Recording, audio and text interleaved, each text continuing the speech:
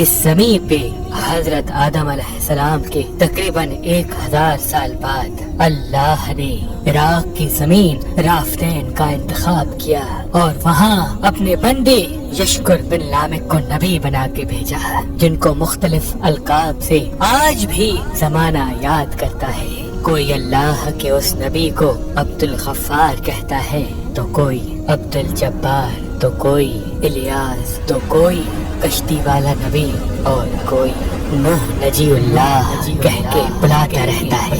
حضرت نوح علیہ السلام حضرت ادریس علیہ السلام کے پر پوتے ہیں اور حضرت آدم علیہ السلام کی 10ویں پشت میں سے ہیں۔ وہ قوم اس وقت دنیا کی بدترین قوم تھی۔ وہاں ظلم کرنا، نفسانی خواہشات پر فخر کرنا، بتوں اور شیطانوں کی پوجا کرنا عام تھا۔ اللہ کے نبی حضرت نوح علیہ السلام بچپن سے ہی ان کو بار بار سمجھاتے رہتے تھے کہ اس کائنات کا مالک ایک اللہ ہے جس نے ہر ایک چیز کو پیدا کیا۔ نوح علیہ السلام جب اللہ کے دین کی تبلیغ کرتے تھے تو ان کی قوم ان کو اتنے پتھر مارتی تھی کہ وہ پتھروں میں ڈھک جاتے تھے۔ تاریخ نے لکھا تقریباً 950 سال تک آپ تبلیغ کرتے رہے، بار بار پتھر کھاتے رہے، لیکن افسوس سوائے چند غریب اور مساکین کے کوئی بھی آپ پر ایمان نہ لایا۔ آپ اپنی امت کے لیے اتنا روئے، اتنا گریہ کیا کہ آپ کا نام ہی نوح پڑ گیا۔ بس اتنے میں اللہ اپنے نبی پر وحی کرتا ہے کہ اے نوح، اب یہ تیری قوم ہدایت نہیں پائے گی۔ نوح علیہ السلام رو کے اللہ کی دربار میں فریاد کرتے ہیں کہ اے اللہ، یہ انسان ظلم کرنے کو مذاق سمجھتے ہیں، ایک دوسرے کے خیال کرنے کو، مدد کرنے کو بزدلی سمجھتے ہیں، تیری عبادت سے منہ موڑتے ہیں۔ اے اللہ، اس میری قوم کو نیز تو نابود فرما۔ جیسے ہی نوح علیہ السلام نے یہ بد دعا کی تو اللہ نے پیغام بھجوایا، اے نوح، ایک کشتی تیار کر، ان قریب تیری یہ ظالم قوم نیز تو نابود ہو جائے گی۔ بس اللہ وحی کے ذریعے اپنے نبی کو بتاتے گئے اور اللہ کے نبی نوح علیہ السلام وہ کشتی بناتے گئے۔ جیسے کہ نوح علیہ السلام ایک پہاڑ پہ رہتے تھے تو نہ وہاں سمندر تھا، نہ دریا، نہ درخت تھے۔ بالآخر اللہ کے نبی نوح نے درخت اگائے اور اس کی لکڑی سے کشتی کو بنانا شروع کیا۔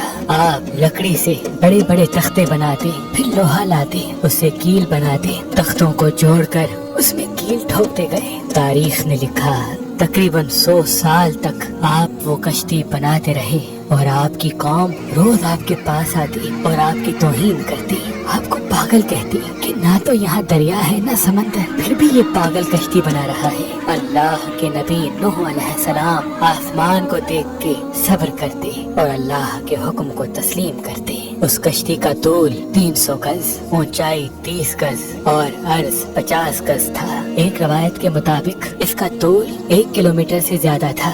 یہ کشتی عام کشتیوں کی طرح نہیں، بلکہ جس طرح سے اس کشتی کو نیچے سے بند کیا گیا تھا ویسے ہی اوپر سے بھی بند کیا گیا تھا تاکہ بارش کا پانی بھی کشتی میں داخل نہ ہو سکے۔ اس کشتی میں الگ الگ 3 درجے بنائے گئے تھے۔ نچلا درجہ جانوروں کے لیے تھا، بیچ والا طبقہ انسانوں کے لیے اور اوپر والا حصہ پرندوں کے لیے۔ ہر درجے میں ایک دروازہ تھا۔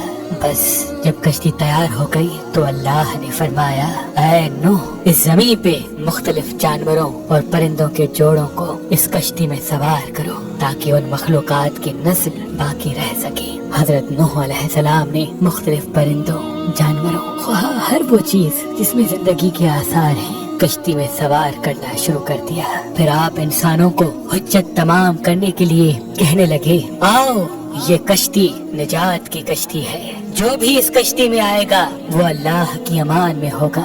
وہ پوری قوم ہنستی رہی۔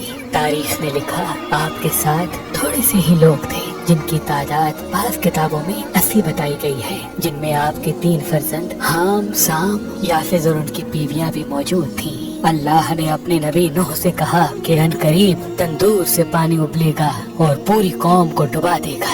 اس بات کو سن کے قوم نوح ہنس ہی رہی تھی کہ اتنی دیر میں تندور سے پانی ابلنے لگا۔ لوگ اس پانی کو دیکھنے کے لیے دور دور سے آتے ہنستے، لیکن کچھ ہی دیر میں ان کی ہنسی خاموش ہونے لگی، کیونکہ وہ پانی اتنا بڑھتا گیا کہ ان کے تمام گھر ڈوب گئے اور اوپر سے بارش بھی برس رہی تھی۔ وہ کافر یہ سمجھ رہے تھے کہ یہ طوفان کچھ دیر کا ہے، تو یوں وہ اونچے اونچے پہاڑ کی طرف جانے لگے۔ ان کافروں میں اللہ کے نبی نوح علیہ السلام کے بیٹے کنعان بھی شامل تھے۔ جیسے ہی نوح علیہ السلام نے اپنے بیٹے کو دیکھا کہ وہ کافروں کے ساتھ پہاڑ پہ چڑھ رہے ہیں، آپ نے دور سے آواز دی، اے کنعان، اس نجات کی کشتی میں آ جا۔ تو کنعان اور اس کی ماں بولی، ہم تھوڑی ہی دیر میں پہاڑ کی چوٹی پہ پہنچ جائیں گے اور پانی وہاں تک تھوڑی آئے گا۔ بس وہ پانی اتنا بڑھتا گیا کہ کہیں بھی نہ کوئی پہاڑ نظر آ رہا تھا، نہ کوئی درخت نظر آ رہا تھا، بس وہی بچے جو اللہ کے نبی نوح علیہ السلام کی کشتی میں سوار تھے۔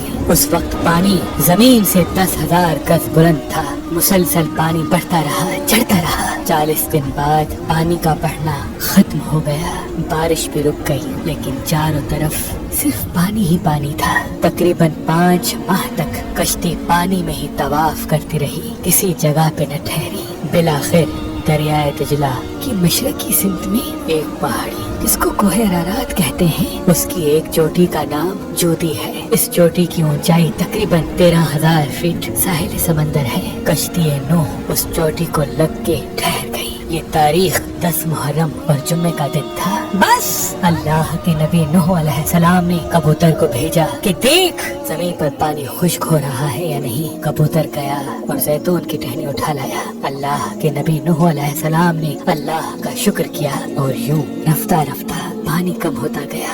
آپ اور آپ کی جماعت تقریباً 5 ماہ تک جودی پہاڑ پر ٹھہرے۔ آپ نے تمام پرندوں جانوروں کو آزاد کیا۔ اس پہاڑی پہ اللہ کا شکر کرتے رہے، ذکر کرتے رہے، دنیا کو پھر سے آباد کرنے کی سوچ میں مگن رہے۔ تاریخ نے لکھا آپ کے ایک بیٹے سام جس سے عربی نسل چلی، دوسرے بیٹے حام جن سے سوڈانی نسل چلی، اور یافت جن سے ترکی نسل چلی، اور یوں آپ اور آپ کی اولاد نے دنیا